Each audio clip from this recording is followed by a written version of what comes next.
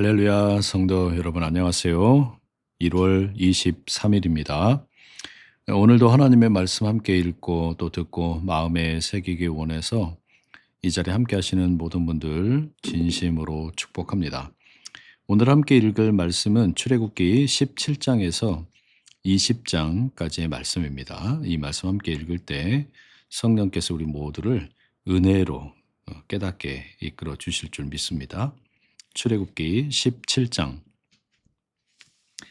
이스라엘 사람들의 온 무리가 신 광야에서 길을 나섰다. 여호와의 명령을 따라 조금씩 계속 나아갔다. 그러다가 르비딤에 진을 쳤는데 백성이 마실 물이 없었다. 그래서 백성은 모세와 다투며 말했다. 우리에게 물을 주세요. 우리가 마시도록요. 모세가 그들에게 말했다. 왜 그대들은 나와 다툽니까? 왜 여호와를 시험합니까? 그렇지만 백성은 거기서 목이 말라 물을 찾았다. 백성은 모세에게 투덜대며 이렇게 말했다. 당신은 우리를 도대체 왜 이집트에서 데리고 나왔나요? 우리와 우리 자녀와 짐승떼가 목말라 죽게 할 셈인가요? 모세는 여호와께 부르짖어 여쭈었다. 이 백성을 제가 어찌해야 합니까? 조금 있으면 그들이 저에게 돌을 던질 것입니다. 여호와께서 모세에게 대답하셨다. 백성 앞으로 지나가거라. 이스라엘의 원로 몇 사람도 데리고 가거라. 나일강을 쳤던 그 지팡이를 손에 쥐고 가거라. 보라, 내가 호렙산의 바위 위 거기에서 네 앞에 서 있을 것이다. 너는 그 바위를 쳐라. 그러면 거기서 물이 솟아나서 백성이 마실 수 있을 것이다. 모세는 이스라엘 원로들의 눈앞에서 그렇게 했다. 그는 그곳 이름을 마사와 무리바라고 지어 불렀다. 이스라엘 사람들이 다투며 여호와를 시험해 보았기 때문이다. 우리 가운데 여호와께서 계시기는 한 것인가? 라고 말했던 것이다. 그때 아말렉이 와서 르비딤에서 이스라엘과 싸웠다. 모세가 여호수아에게 말했다. 우리를 위해 사람들을 뽑아라. 그러고는 나가서 아말렉과 싸워라. 내일 내가 하나님의 지팡이를 손에 쥐고 언덕 꼭대기에 서 있을 것이다. 여호수아는 모세가 말한 대로 하여 아말렉과 싸웠다. 모세와 아론과 후르는 언덕 꼭대기로 올라갔다. 모세가 손을 들어 올리면 이스라엘이 이기고 모세가 손을 내리면 아말렉이 이겼다. 그런데 모세의 양손이 무거워지자 그들은 돌을 가져다가 모세의 밑에 놓았다. 모세가 그 위에 앉고 아론과 후르가 이쪽과 저쪽에서 모세의 손을 붙잡아 주었다. 그래서 모세의 양손은 해가 질 때까지 움직이지 않았다. 여호수아는 날카로운 칼로 아말렉과 그의 백성을 무찔렀다. 여호와께서 모세에게 말씀하셨다. 이 일을 기억하도록 두루마리에 적어두어라. 여호수아에게는 단단히 일러주어라. 아말렉에 대한 기억을 내가 하늘 아래에서 완전히 지어버릴 것이라고. 모세가 제단을 만들어 그 이름을 여호와 니시라고 지어 불렀다. 그리고 모세는 말했다. 여호와의 깃발을 향해 손을 듭시다. 여호와께서 아말렉과 대대로 싸우실 것입니다. 아멘. 출애굽기 18장입니다. 미디안 제사장 이드로는 모세의 장인이었다. 그는 모세와 그의 백성 이스라엘을 하나님이 어떻게 하셨는지 그 소식을 다 들었다. 여호와께서 이집트에서 이스라엘을 데리고 나오셨다는 소식을 들은 것이다. 모세의 장인 이드로가 모세의 아내 십보라를 데리고 왔다. 앞서 모세가 아내를 돌려보내 놓았던 것이다. 이드로는 십보로의 두 아들도 데리고 왔다. 한 아들의 이름은 게르솜이었다. 내가 다른 나라 땅에서 나그네가 되었구나 라고 모세가 말했기 때문이다. 다른 한 아들의 이름은 엘리에셀이었다.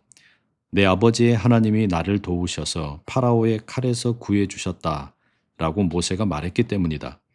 모세의 장인 이드로가 모세의 두 아들과 아내를 데리고 광야에 있는 모세에게 왔다. 모세는 거기 하나님의 산에서 진을 치고 있었다. 이드로가 모세에게 이렇게 알려왔다. 나 자네의 장인 이드로가 왔네. 자네의 아내와 두 아들도 같이 왔네. 모세가 장인을 맞이하러 나가서 엎드려 절하고 입을 맞추었다. 그들은 잘 지냈는지 서로 물어보고 천막 안으로 들어갔다. 모세는 장인에게 여호와께서 이스라엘 때문에 파라오와 이집트에게 하신 일을 모두 이야기해 주었다. 길에서 온갖 어려움을 겪었는데 여호와께서 그들을 구해 주셨다고 이야기해 주었다. 이드로는 여호와께서 이스라엘에게 온갖 좋은 일을 해 주셔서 이집트의 손에서 구해 주셨다는 말을 듣고 기뻐했다. 이드로가 말했다. 여호와는 찬양 받으실 분이시다. 그분이 너희를 이집트의 손에서 파라오의 손에서 구해 주셨구나. 이 백성을 이집트의 손에서 구해 주셨구나. 이제 나는 여호와께서 모든 신보다 위대하심을 알았네. 이집트 사람들이 이스라엘 백성에게 주제 넘은 짓을 했을 때 그들을 구해 주셨기 때문이지. 다 태우는 제물 번제물과 희생 제물을 모세의 장인 이드로가 하나님을 위해 가져왔다. 아론과 이스라엘 모든 원로가 와서 모세의 장인과 함께 하나님 앞에서 음식을 먹었다. 다음 날이 되어 모세는 앉아서 백성을 재판하고 백성은 아침부터 저녁까지 모세 앞에 서 있었다. 모세의 장인이 모세가 백성에게 어떻게 하는지를 다 보고 나서 말했다. 자네는 백성에게 무슨 일을 이렇게 하고 있나? 왜 자네 혼자 앉아 있고 백성은 모두 아침부터 저녁까지 자네 앞에 서 있는 것인가? 모세가 장인에게 대답했다. 하나님께 여쭈어 보려고 모두 제게 오기 때문이지요. 무슨 일이 생기면 모두 제게 오므로 제가 사람 사이의 일을 판가름해서 하나님의 규정과 가르침을 알려줍니다. 모세의 장인이 그에게 제안했다. 자네가 하고 있는 일이 좋지 않네. 자네도 자네와 함께하는 이 백성도 지쳐버리고 말 걸세. 일이 자네에게 너무 힘드네. 자네 혼자 해내지 못할 걸세. 이제 내 말을 듣게. 자네에게 조언을 해주겠네. 하나님이 자네와 함께 계시기를. 자네가 하나님 앞에서 백성을 대신하여 그들이 다투는 일들을 하나님께 가져가게. 그들에게 규정과 가르침을 단단히 일러주고 그들이 갈 길과 할 일을 알려주게. 자네는 온 백성 가운데서 유능한 사람들을 골라내게. 여호와를 두려워하는 사람들, 믿음직스러운 사람들, 부당한 이득을 싫어하는 사람들을 골라내게. 그래서 그들을 백성 위에 1000명 대장, 100명 대장, 50명 대장, 10명 대장으로 세우게. 그들이 언제라도 백성을 재판하도록 하게. 큰 일은 모두 자네에게 가져오도록 하고 작은 일은 모두 그들이 재판하도록 하게. 그리하여 자네 짐을 덜어주고 자네와 짐을 나누어서 지도록 하게. 일을 이렇게 하면 하나님이 명령하신 것을 자네가 해낼 수 있고 이 온 백성이 저마다 있던 곳으로 편안히 돌아갈 것이네. 모세가 장인의 말을 듣고 그가 말한 대로 다 했다. 모세는 온 이스라엘 가운데서 유능한 사람들을 뽑아서 백성의 우두머리로 삼았다. 1000명 대장, 100명 대장, 50명 대장, 10명 대장으로 삼았다. 그리하여 어느 때든지 그들이 백성을 재판했다. 버거운 일은 모세에게 가져오고 작은 사건은 모두 그들이 재판했다. 모세가 이드로를 떠나보냈다. 이드로는 자기 땅으로 갔다. 아멘. 출애굽기 19장입니다.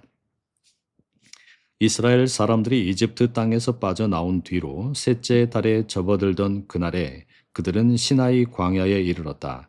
그들이 르비딤에서 길을 나섰다. 시나이 광야에 이르자 그 광야에서 진을 쳤다. 거기 산 앞에서 이스라엘이 진을 쳤다. 모세가 하나님께로 올라갔다. 여호와께서 산으로부터 그를 불러 말씀하셨다. 야곱의 집에 이렇게 말해 주어라. 이스라엘 사람들에게 이렇게 이야기해라. 너희는 내가 이집트를 어떻게 했는지 보았다.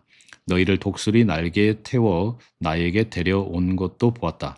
이제 나의 목소리를 참으로 잘 듣고 나와 맺은 언약을 지키면 너희는 모든 백성 가운데서 나에게 특별한 백성이 될 것이다. 온 땅이 나의 것이다. 너희야말로 나에게 제사장 나라가 되고 거룩한 결례가 될 것이다. 이것이 네가 이스라엘 사람들에게 일러줄 말이다. 모세가 돌아와서 백성의 원로들을 불렀다. 그들 앞에서 여호와께서 명령하신 이 말씀을 모두 이야기했다. 온 백성이 함께 대답했다.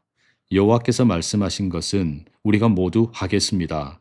백성의 말을 모세가 여호와께 전해드렸다. 여호와께서 모세에게 말씀하셨다. 보라, 내가 짙은 구름 속에서 너에게로 갈 것이다. 그러면 내가 너와 이야기하는 것을 백성이 듣고 또한 너를 영원히 믿어줄 것이다. 모세가 백성의 말을 여호와께 전해드렸다. 여호와께서 모세에게 말씀하셨다. 너는 백성에게로 가서 오늘과 내일 그들을 거룩하게 해라. 자기의 옷을 빨게 해라. 셋째 날 맞을 준비를 하게 해라. 셋째 날에 여호와가 온 백성의 눈앞에서 시나이 산으로 내려갈 것이기 때문이다. 백성을 위해 둘레의 경계를 정해놓고 말해 주어라. 그대들은 산에 오르지 않도록 조심하십시오. 산 가장자리에라도 닿지 않게 하십시오. 산에 닿은 사람마다 반드시 죽을 것입니다. 그런 사람에게는 손을 대지 말고 반드시 돌을 던지든지 활을 쏘아야 한다. 짐승이든지 사람이든지 살아남지 못할 것이다. 순양 뿔 나팔 소리가 길게 울려 퍼지면 산으로 올라와도 괜찮다. 모세는 산에서 내려와 백성에게로 가서 백성을 거룩하게 했다. 그들은 자기 옷을 빨았다. 모세는 백성에게 말했다. 셋째 날 맞을 준비를 하십시오. 남자들은 여자에게 다가가지 마십시오. 셋째 날 아침이 되었다. 우렛 소리가 나고 번갯불이 번쩍이며 산 위에는 구름이 두텁게 끼어 있었다. 뿔나팔 소리가 몹시 강하게 울리자 진영에 있던 온 백성이 벌벌 떨었다. 하나님을 맞이하도록 모세가 백성을 진영에서 나오게 했다. 그들은 산 아래에 자리 잡고 서 있었다.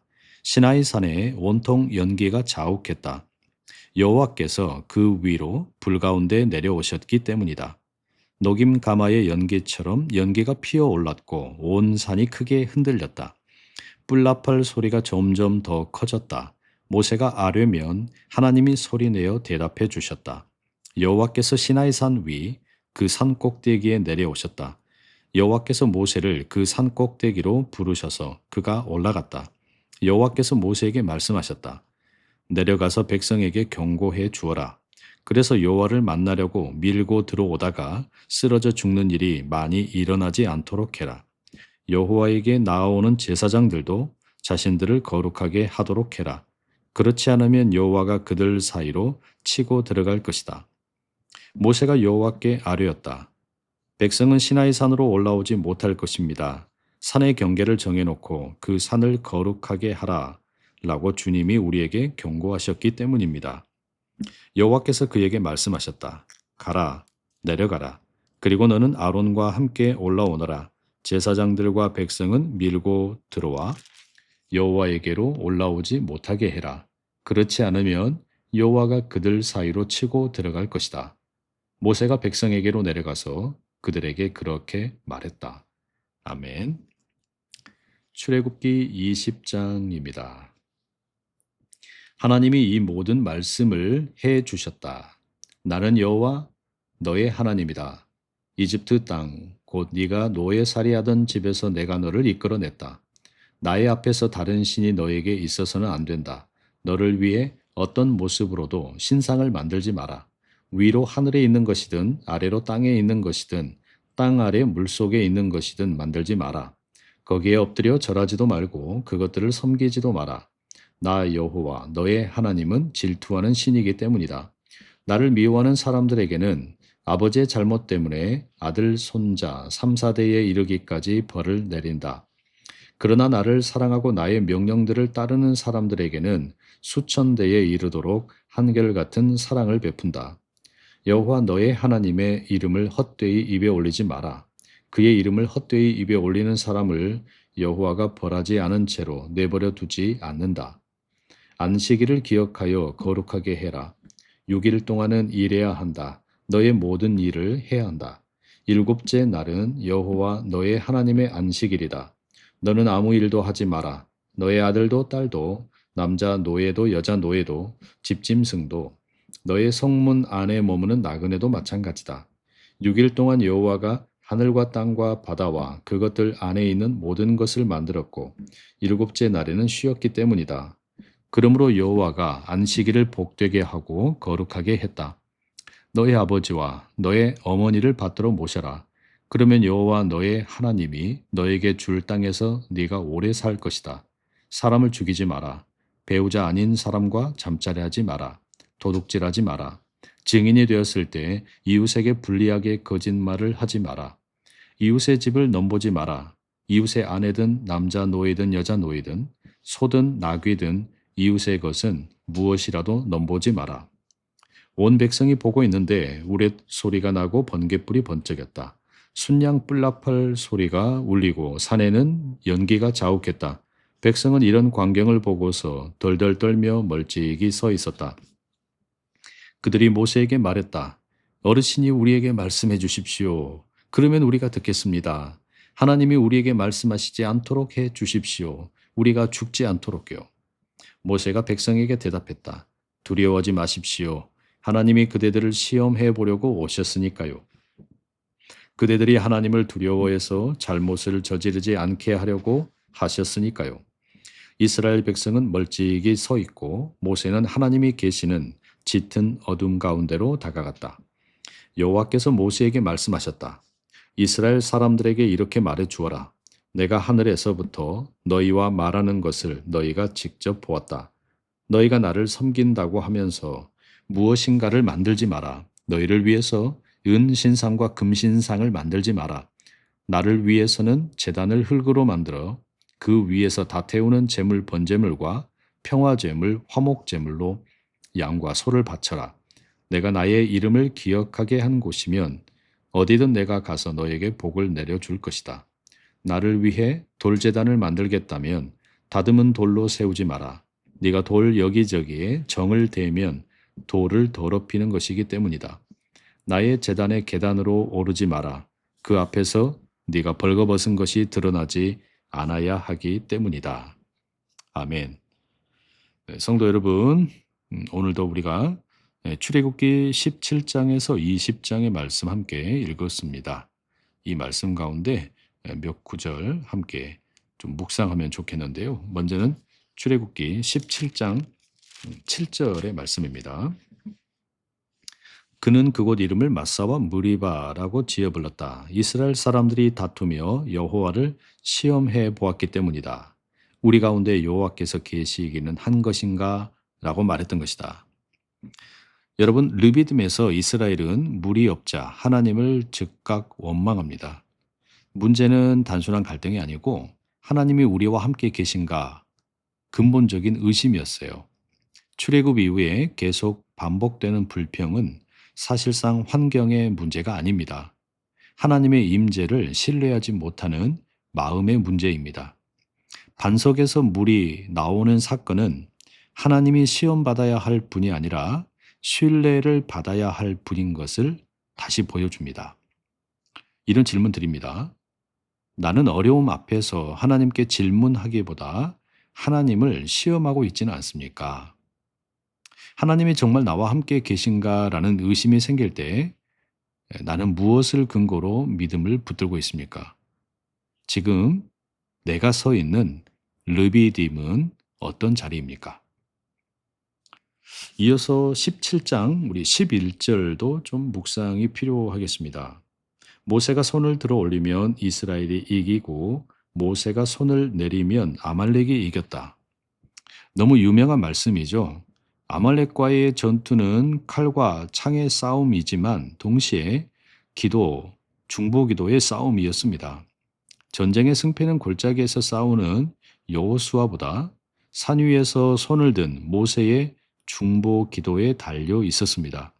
이 장면은 하나님의 백성이 살아가는 현실의 싸움이 보이는 영역과 보이지 않는 영역에서 동시에 진행되고 있음을 보여줍니다. 또한 공동체는 한 사람의 신앙이 아니라 서로의 연약함을 붙들어주는 연대, 중보 사역으로 붙들려 있음을 잘 드러내 봅니다. 이렇게 질문 드립니다. 여러분 삶의 전쟁에서 무엇에 더 집중하고 있습니까? 눈에 보이는 전략입니까? 보이지 않는 중보 기도입니까? 여러분, 누군가가 여러분의 손이 내려올 때 붙들어주는 아론과 훌의 역할을 하고 있습니까? 아니면 그런 기도가 필요하지는 않습니까? 또한 지금 나는 누구를 위해 기도의 손을 들고 있습니까? 마지막으로 함께 좀 살펴보면 좋겠다 싶은 구절은 출애굽기 19장 5절과 6절인데요. 이제 나의 목소리를 참으로 잘 듣고 나와 맺은 언약을 지키면 너희는 모든 백성 가운데서 나에게 특별한 백성이 될 것이다. 온 땅이 나의 것이다. 너희야말로 나에게 제사장 나라가 되고 거룩한 결례가 될 것이다. 하나님의 말씀이죠. 시내산에서 하나님이 이제 십계명을 주시려고 하는데 그 전에 먼저 이 구원의 사실을 상기시켜주고 계십니다. 율법은 구원을 얻기 위한 조건이 아니고 구원받은 백성이 어떻게 살아야 하는지를 보여주는 언약이라 하겠습니다. 하나님께서 노예를 해방시키신 후에 그들을 방치하지 않고 관계 속으로 부르시는 겁니다. 그래서 출애굽기 20장의 10계명 이전에 이와 같은 언약의 깨달음이 먼저 주어집니다. 이런 질문 드립니다. 나는 하나님의 계명을 짐으로 느끼고 있습니까? 아니면 관계의 언어로 듣고 있습니까?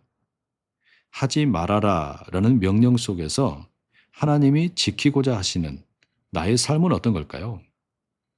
하나님께서 나를 자유롭게 하시는 이 궁극적인 목적이 무엇이라고 생각을 하십니까?